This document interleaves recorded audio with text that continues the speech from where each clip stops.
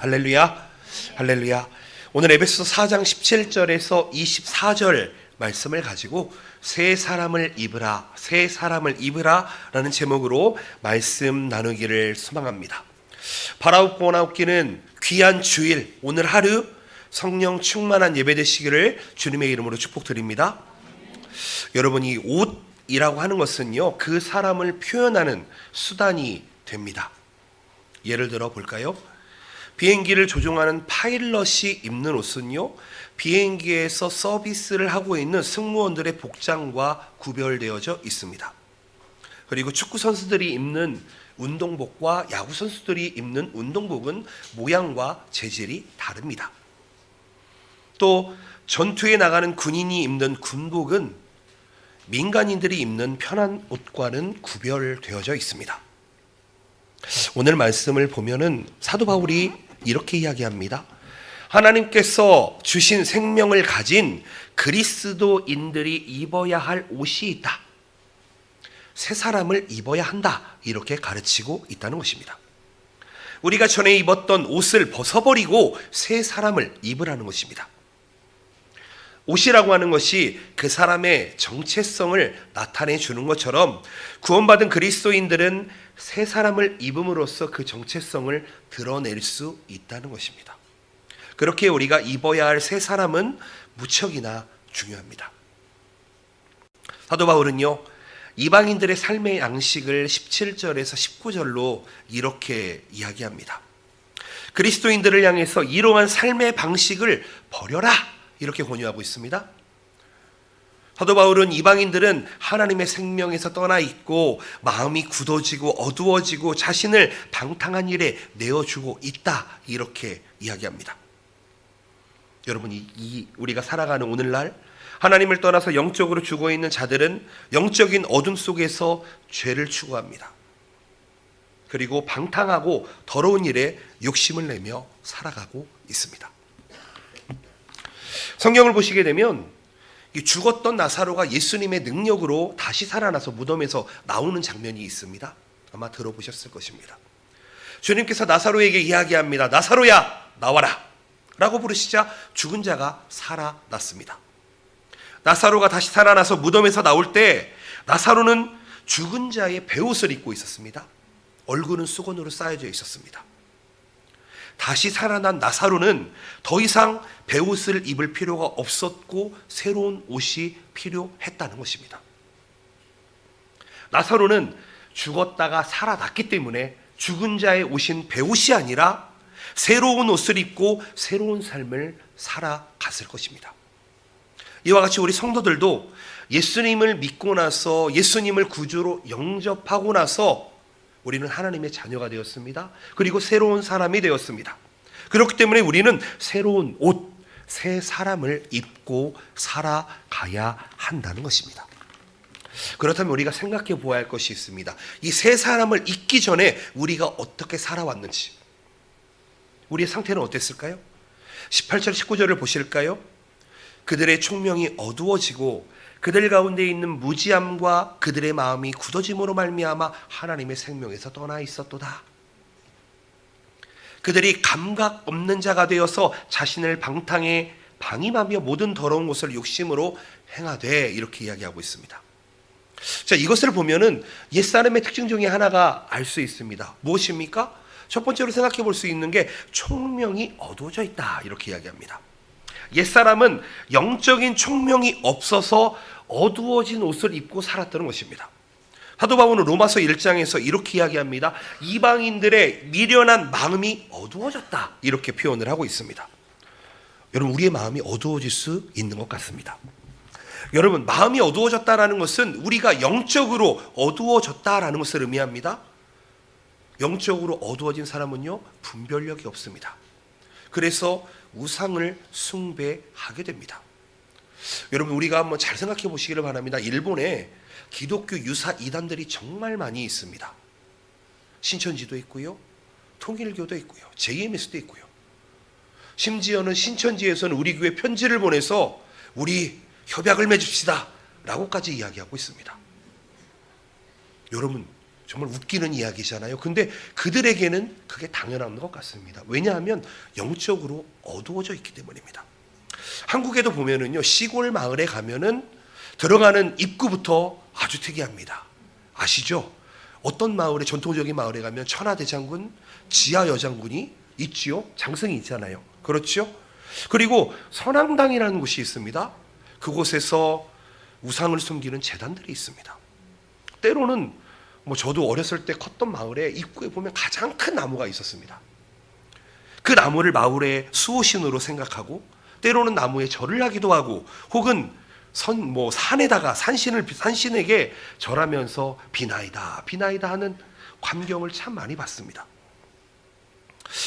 성경적으로 생각해 보면 나무 그리고 산, 이것은 하나님의 피조물일 뿐인데 피조물을 창조주 하나님의 자리에 대신 올려놓고 그들을 섬긴다는 것입니다. 왜 그렇죠? 모두 영적인 어두움으로 비롯돼 있기 때문입니다. 저희 어머니 아버지도 일본에서 한 20년 정도 있다가 한국으로 가셨는데요, 일본에서 구두를 만드는 일을 하셨습니다. 이마도라는 지역에 보면은 구두 공장들이 참 많이 있거든요. 거기에 보면 이마도 진자라는 데가 있습니다. 가보신 분들은 있을지 모르겠는데 거기 가보면 재미있는 것을 목격할 수 있습니다. 제가 나중에 알았는데요, 이게 물을 섬기는 신이 있더라고요. 다이콩입니다. 다이콩을 섬기는 그런 상이 있습니다. 여러분, 얼마나 우리가 영적으로 어두워져 있으면은 무에게 빌고 있습니다. 어처구니가 없지요. 근데 여러분, 이게 장난이 아닙니다. 서울대 다니고 연고대 다니는 지식인들이 신천지와 이 통일교 같은 곳에 빠지는 이유가 뭔지 아십니까? 영적으로 어두워져 버렸기 때문입니다. 그렇지요? 진리 대신 빛 대신 예수님을 모르면 여러분 그렇게 되는 것입니다. 정말 감사할 것은 하나님께서 우리 이 자리에 모인 모든 성도들에게 진리의 빛이 되어주셔서 많은 사이비 종교나 기독교 이단들에 가지 않게 하시니 얼마나 감사한지 모릅니다. 아멘이십니까?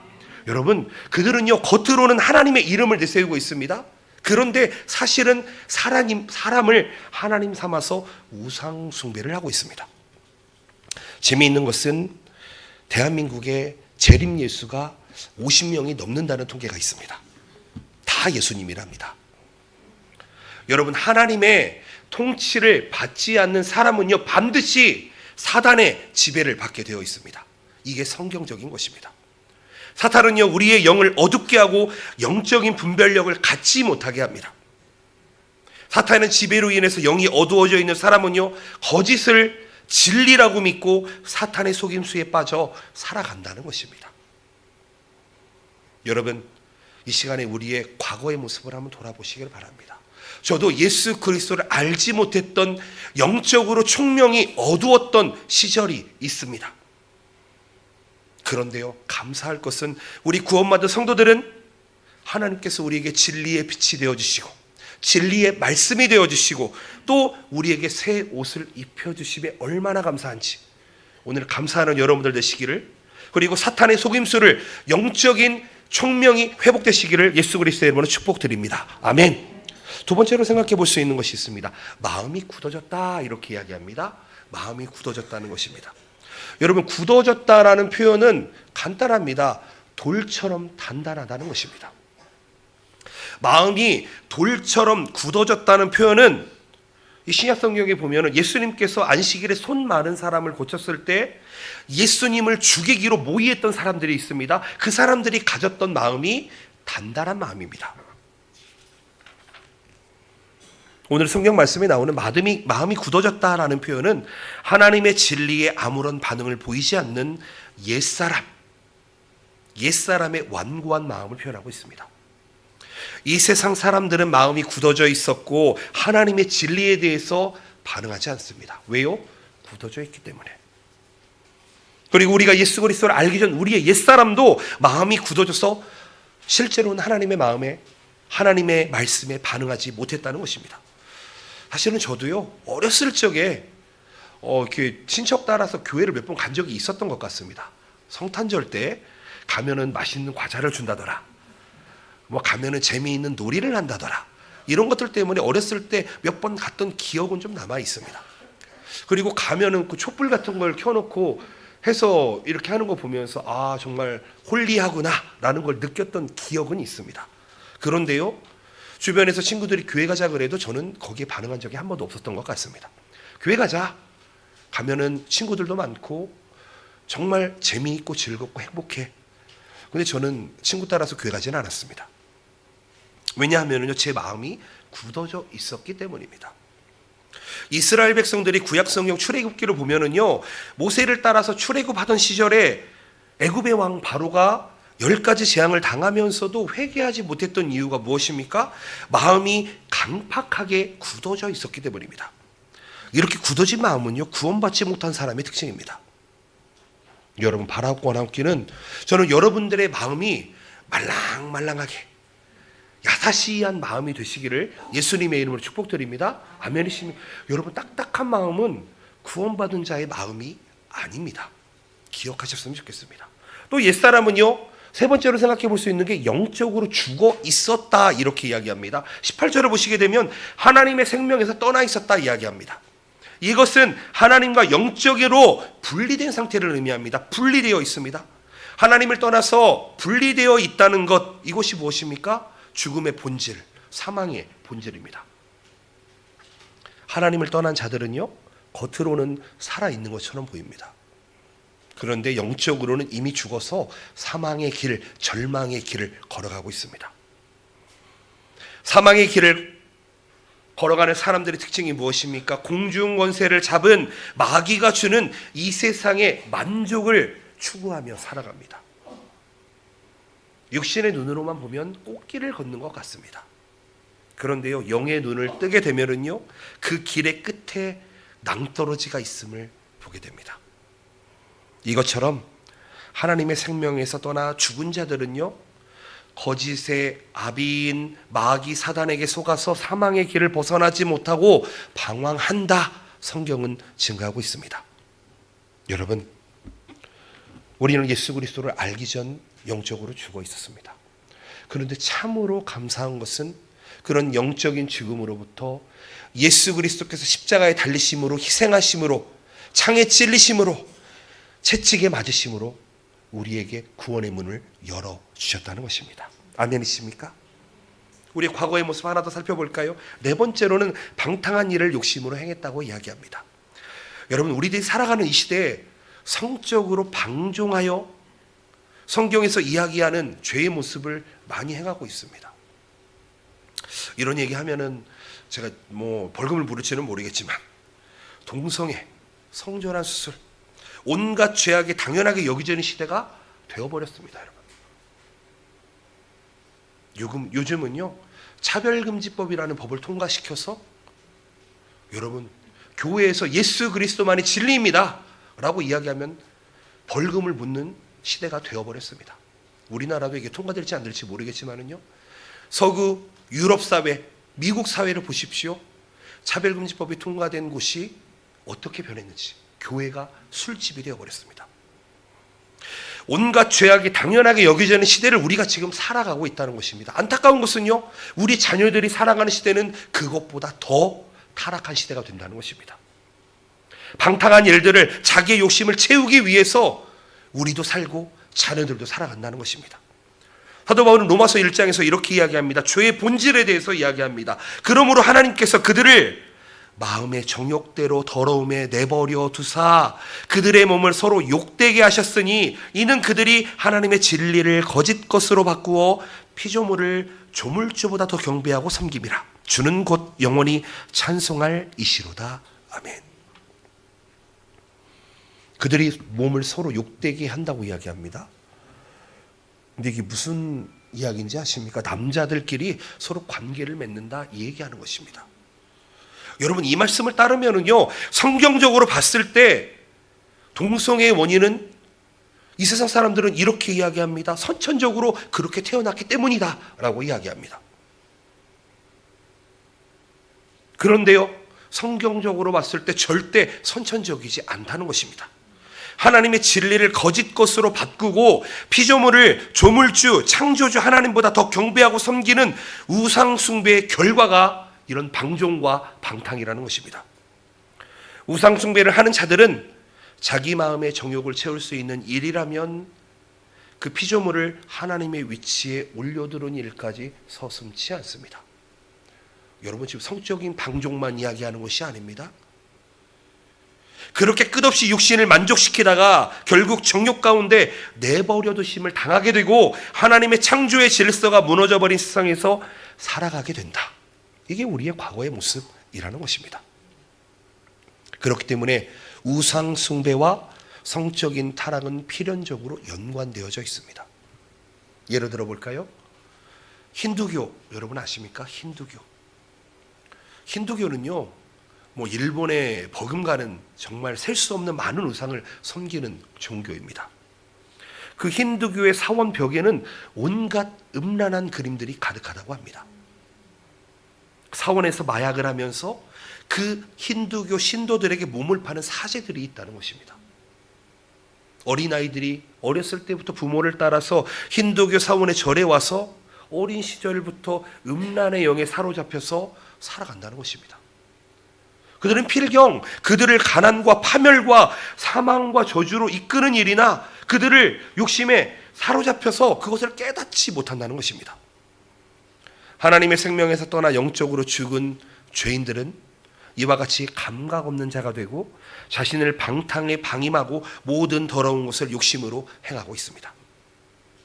그런데 우리가 살아가고 있는 여러분, 이 시대의 문화가 이러한 더러운 욕심을 인정하고 그리고 또 지지하는 방향으로 흘러가고 있다는 것입니다. 너무나도 안타까운 사실이라는 것입니다.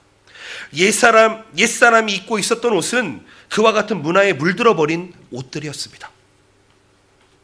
사도 바울은요, 로마서 6장에서 전에 자신을 부정과 불법에 들였던 것을 버리고 이제는 의에게 종으로 들여 거룩함에 이르라고 이야기합니다. 사랑하는 성도 여러분, 우리는 옛사람 시절에 입었던 부정과 불법의 옷을 모두 벗어버려야 하는 줄로 믿습니다. 그리고 이제는 우리의 온몸을 의에게 종으로 들여서 거룩함의 새 옷을 입어야 합니다. 이것이 바로 그리스도를 믿고 구원받은 새 사람이 입어야 될 옷이고 우리가 회복해야 할 하나님을 닮은 모습이라는 것입니다. 사도 바울은요, 믿음의 형제 자매들을 향해서 이렇게 이야기합니다. 오직 너희는 그리스도를 그렇게 배우지 않았어. 진리가 예수 안에 있는 것 같이 너희가 참으로 그에게서 듣고 또한 그 안에서 가르침을 받았을진데, 이렇게 이야기하고 있습니다. 사도 바울은요, 에베소 성도들이 그리스도로부터 하나님의 진리를 배웠다라고 이야기합니다. 예수 그리스도가 우리의 선생님이 되신다는 것입니다. 주님은 우리에게 진리를 가르쳐 주시고 우리는 그 안에서 행해야 한다 말씀합니다. 그런데요, 잘 한번 생각해 보시기를 바랍니다.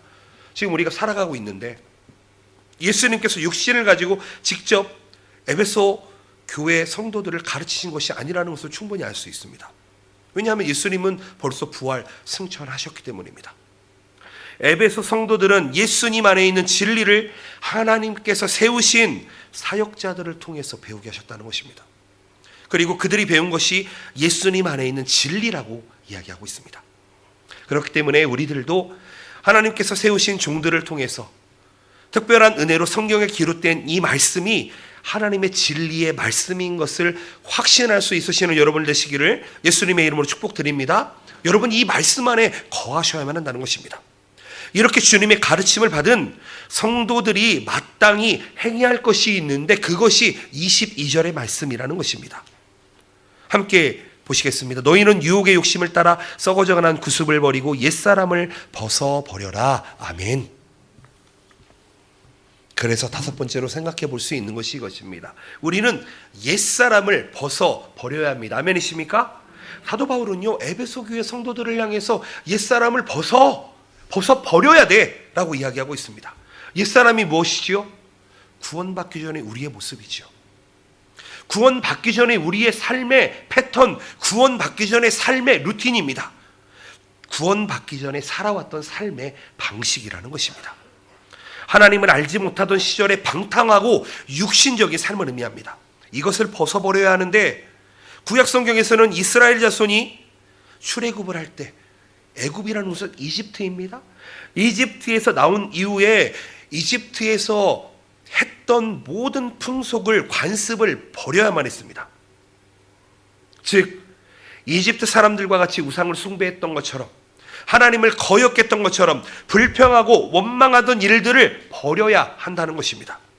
성경은요, 이집트에서의 생활 방식을 세상적인 삶이고 오래된 누룩이라고도 표현을 하고 있습니다. 사랑하는 성도 여러분, 우리는 매일매일의 삶 속에서 옛 사람을 벗기 위해서 살아계신 성령 하나님의 도우심을 구하는 기도를 드려야 하는 줄로 믿습니다. 여러분, 우리의 힘으로는 도저히 이것을 할 수 없기 때문입니다. 제가 좀 우스갯소리로 남자 청년들한테 이렇게 이야기합니다. 혹 심장이 두근거리는 일이 발생하거든 그 자리에서 떠나거라, 도망가거라, 이렇게 이야기합니다. 저는 자매들은 잘 모르겠고요. 제가 남자다 보니까 저도 두근거리는 일이 있었습니다. 지금이 그렇지는 않지만 그 두근거리는 일이 있을 때 그 자리에 머물렀을 때 꼭 실수하거나 실패하는 일을 제가 많이 경험했습니다. 그래서 남자 청년들, 특별히 젊은 청년들에게는 꼭 이야기합니다. 뭐라고요? 두근거리거든 도망가거라. 여러분, 우리의 힘으로 도저히 할 수 없기 때문입니다. 그것은 오직 성령 하나님의 능력으로 우리 안에 있는 탐욕, 방탕함, 정욕과 교만을 버리고 그리스도의 새로운 옷을 입어야 한다는 것입니다.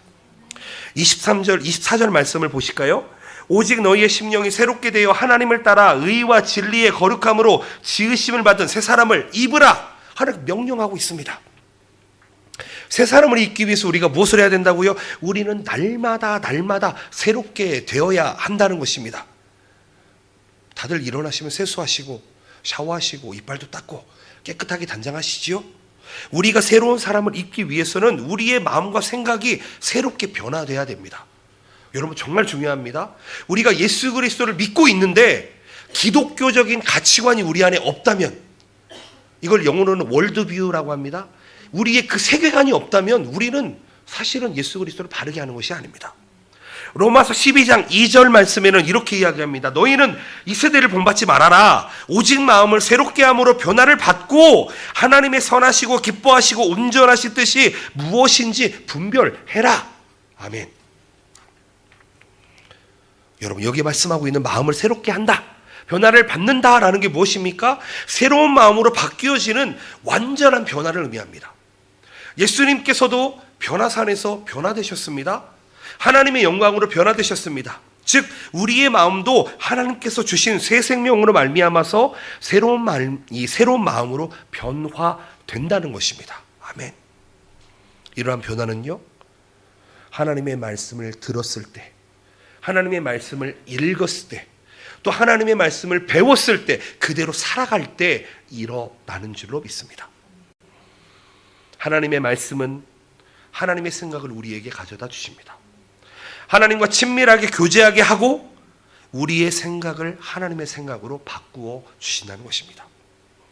우리가 하나님의 말씀을 묵상할 때에 성령 하나님께서 역사하시고 우리의 생각을 지켜주신다는 것입니다. 왜냐하면 성령 하나님은요, 진리의 말씀을 깨닫게 하시는 하나님이시기 때문입니다. 저는 바라옵기는 이 자리에 모인 우리 모든 성도님들 성경 말씀이 믿어지시기를 예수님의 이름으로 축복드립니다. 여러분, 믿어지는 겁니다. 믿는 것이 아닙니다. 우리가 하는 것이 아닙니다. 그냥 믿어지는 것입니다. 거기서부터 우리의 신앙생활은 시작되어야만 합니다.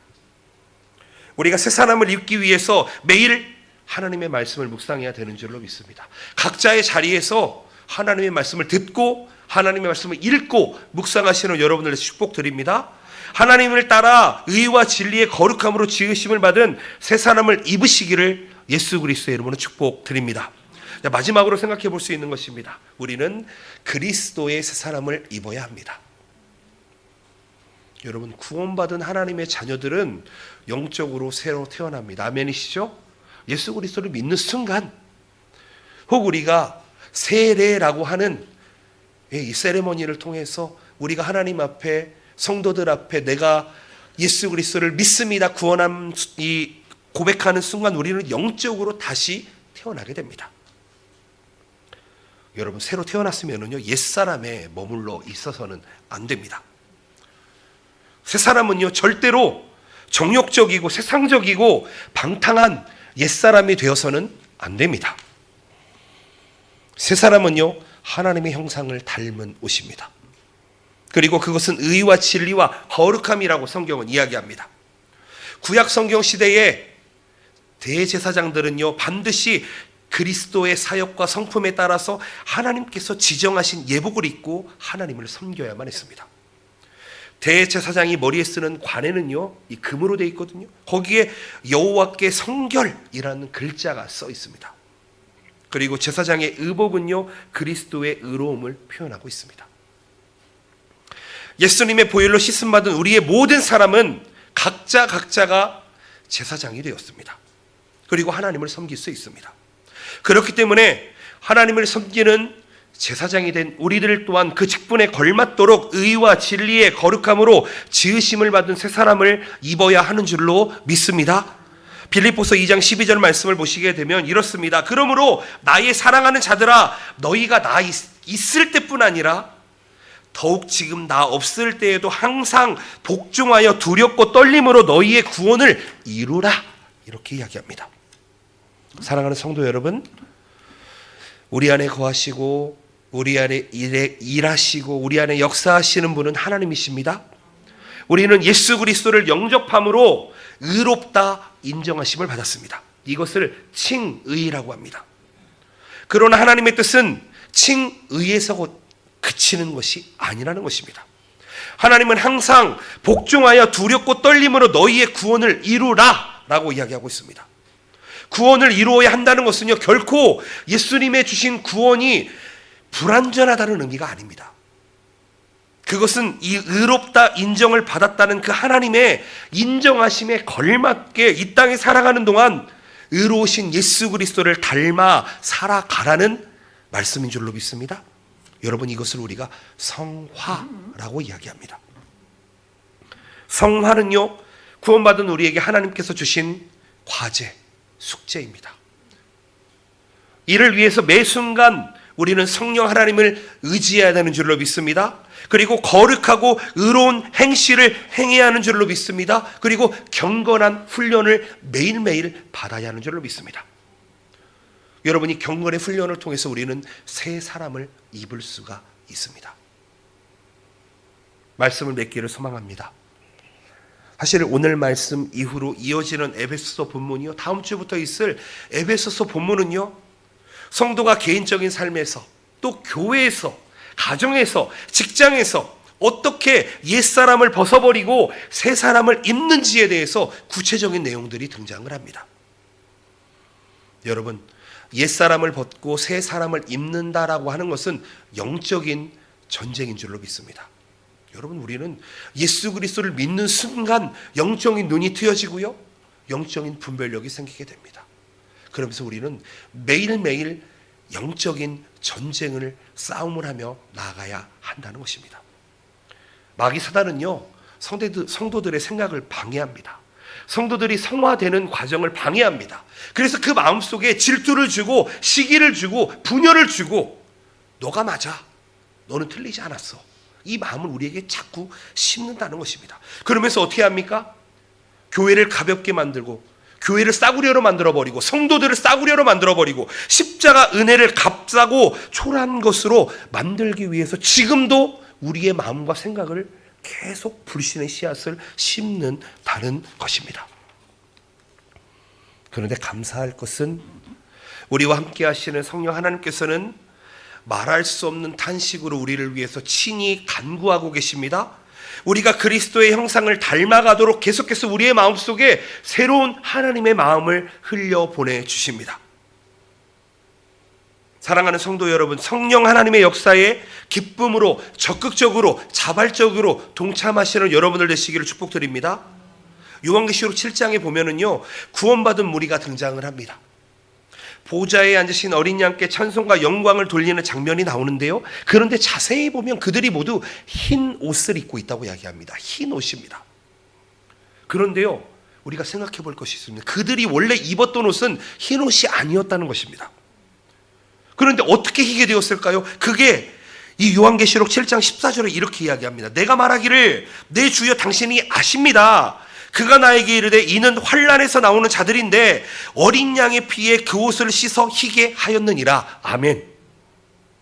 여러분, 어린 양 예수 그리스도의 흘리신 보혈로 희게 되었다는 것입니다.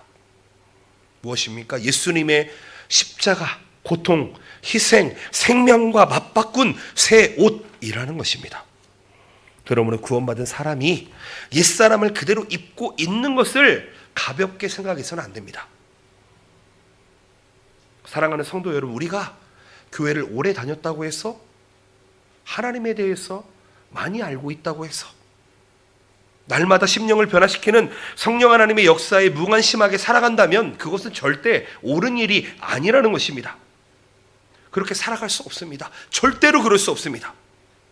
우리의 생명이 예수 그리스도의 십자가와 맞바꾼 것임을 안다면 성도들이 예수님을 닮아가는 이 성화라는 과정이 해도 되고 안 해도 되는 일로 남아서는 절대 안 된다는 것입니다. 예수 그리스도께서 우리의 죄 때문에 흘리신 보혈을 생각하면 우리는 죄로 물든 더러운 옷을 입은 채로 살 수가 없습니다. 주님께서 우리에게 새 사람을 입히시기 위해서 희생하신 생명의 대가, 그 희생을 생각하면 보혈로 씻어진 그 흰옷, 그 새 사람을 우리는 사모하지 않을 수 없습니다.